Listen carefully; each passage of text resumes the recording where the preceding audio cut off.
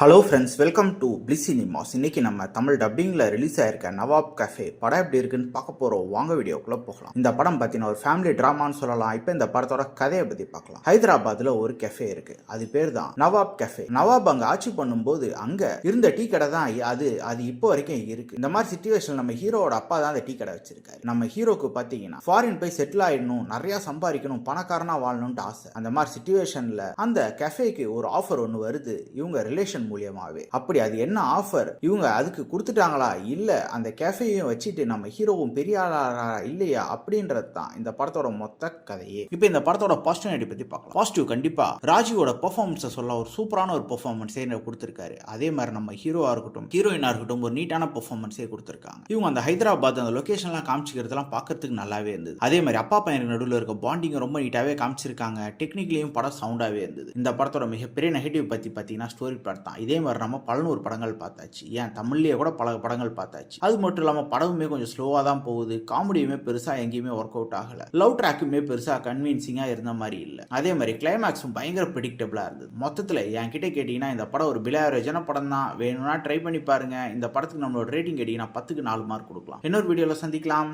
Thank you.